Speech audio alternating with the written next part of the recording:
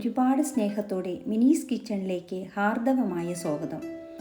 ഇന്ന് നമ്മൾ ഉണ്ടാക്കാൻ പോകുന്നത് ഫേമസ് സ്ട്രീറ്റ് ഫുഡായ വടാപ്പാവാണ്.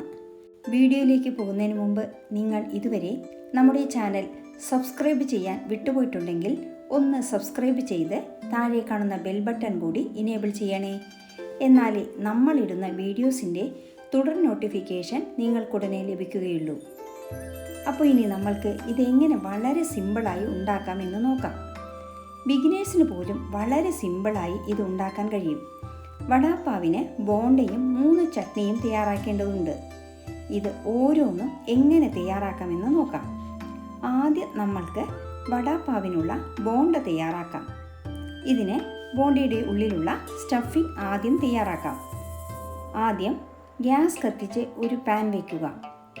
പാൻ ചൂടായി വരുമ്പോൾ 1 സ്പൂൺ എണ്ണ ഒഴിച്ചു കൊടുക്കുക. എണ്ണ ചൂടായാൽ ഒരു ചെറിയ സ്പൂൺ കടുക് ഇട്ട് കൊടുക്കാം. കടുക് പൊട്ടിക്കഴിഞ്ഞാൽ 1/4 സ്പൂൺ കായപ്പൊടി ചേർക്കുക. അതിനുശേഷം കുറച്ച് കറിവേപ്പില, ചെറുതായി അരിഞ്ഞ വെളുത്തുള്ളി, ഇഞ്ചി എന്നിവ ചേർത്ത് വഴറ്റുക. കൂടെ 1 പച്ചമുളക് പൊടിയായി അരിഞ്ഞത് ചേർക്കുക.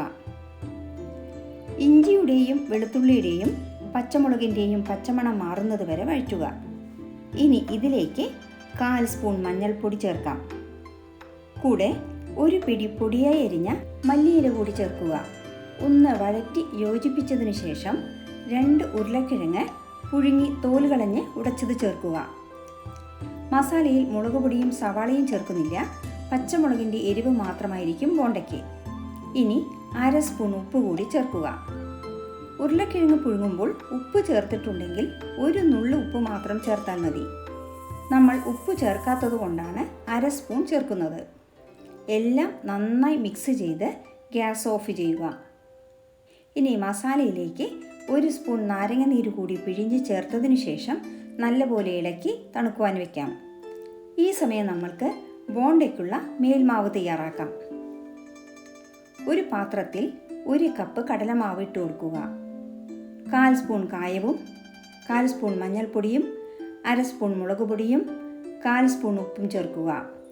എല്ലാം നന്നായി മിക്സ് ചെയ്യുക. ഇനി വെള്ളം കുറേശ്ശെ ഒഴിച്ച് കട്ടിയില്ലാതെ കലക്കണം.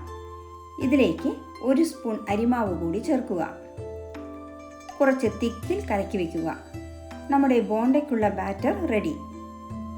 ഇനി തണുക്കാൻ വെച്ച ഉരുളക്കിഴങ്ങ് മസാലയിൽ നിന്നും ചെറിയ ഉരുളകളെടുത്ത് ഉരുട്ടി വയ്ക്കുക. ഗ്യാസ് കത്തിച്ച് വട പൊരിക്കാനുള്ള എണ്ണ ചൂടാക്കാൻ വയ്ക്കാം. എണ്ണ ചൂടായോ എന്നറിയാൻ മാവിൽ നിന്നും 1 നുള്ളെടുത്ത് എണ്ണയിലിട്ടാൽ പെട്ടെന്ന് പൊന്തി വന്നാൽ എണ്ണ ചൂടായിട്ടുണ്ടെന്ന് മനസ്സിലാക്കാം.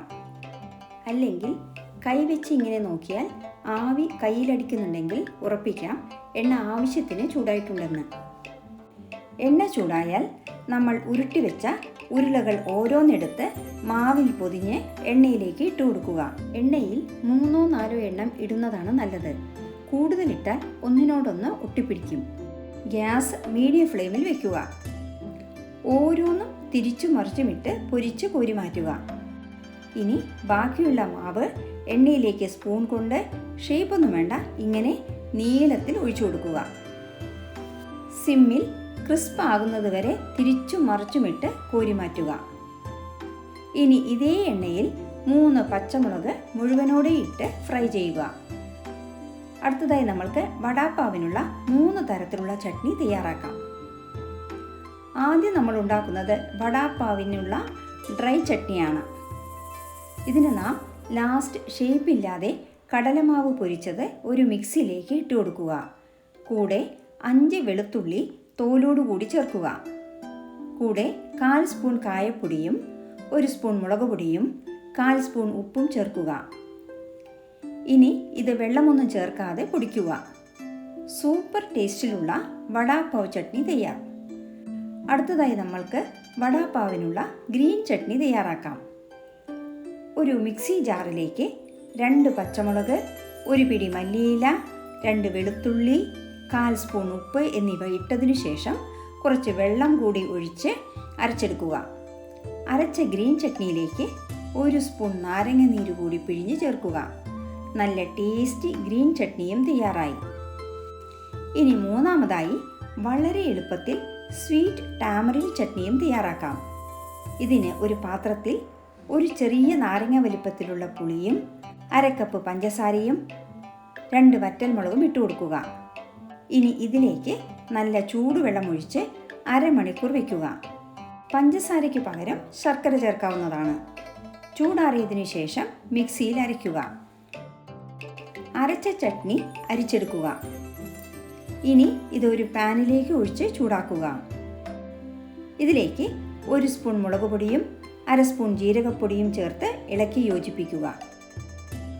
ഇനി ഇത് കുറുകി കട്ടിയാവുമ്പോൾ ഗ്യാസ് ഓഫ് ചെയ്യാം. ഇനി ഇതൊരു ബൗളിലേക്ക് മാറ്റാം. അങ്ങനെ നമ്മുടെ മൂന്നാമത്തെ ടാമറിൻഡ് ചട്നിയും തയ്യാറായി. ഇനി നമ്മൾക്ക് വടാപാവ് സെർവ് ചെയ്യുന്നത് എങ്ങനെയെന്ന് നോക്കാം. വടാപാവിനുള്ള ബണ്ണ് കടകളിൽ മേടിക്കുവാൻ കിട്ടും. അല്ലെങ്കിൽ നമ്മൾക്ക് വീട്ടിൽ തന്നെ ഇത് ഉണ്ടാക്കാവുന്നതാണ്. ബണ്ണെടുത്ത് 2ആയി മുറിക്കുക. മുഴുവൻ മുറിക്കേണ്ട, ഒരു 1/4 ഭാഗം മുറിക്കുക. ഇനി ഇതിൻ്റെ ഒരു പകുതിയിൽ ഗ്രീൻ ചട്നി പുരട്ടുക. മറ്റേ പകുതിയിൽ ടാമറിൻഡ് ചട്നി തേച്ച് കൊടുക്കുക. ഗ്രീൻ ചട്നി തേച്ചതിന് മുകളിൽ നമ്മൾ തയ്യാറാക്കിയ ഡ്രൈ വടാപാവ് ചട്നി വയ്ക്കുക. അതിനുശേഷം നടുക്ക് നമ്മൾ വറുത്ത് വെച്ച ബോണ്ട വെച്ച് കൊടുക്കുക. കൂടെ ഒരു പച്ചമുളക് വറുത്തത് കൂടി വയ്ക്കുക. ഇതേപോലെ ഒന്നുകൂടി ചെയ്തെടുക്കാം. ബൺ 2ആയി 1/4 ഭാഗം വരെ മുറിക്കുക. ഇനി ഇതിൻ്റെ ഒരു പകുതിയിൽ ഗ്രീൻ ചട്നിയും മറുപകുതിയിൽ ടാമറിൻഡ് ചട്നിയും വടാപാവ് ചട്നിയും വയ്ക്കുക. നടുക്ക് ബോണ്ടയുടെ കൂടെ ബോണ്ട വറക്കുമ്പോൾ കിട്ടുന്ന പൊടി കൂടി വെച്ചു കൊടുക്കാം.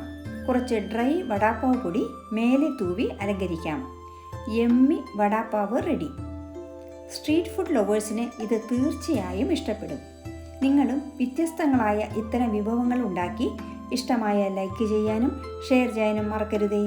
കൂടാതെ നിങ്ങളുടെ വിലയേറിയ അഭിപ്രായങ്ങൾ താഴെ കമൻറ്റ് ബോക്സിൽ രേഖപ്പെടുത്തുമല്ലോ. വീണ്ടും മറ്റൊരു കിടിലൻ വിഭവവുമായി കാണാം. Thank you for watching and supporting.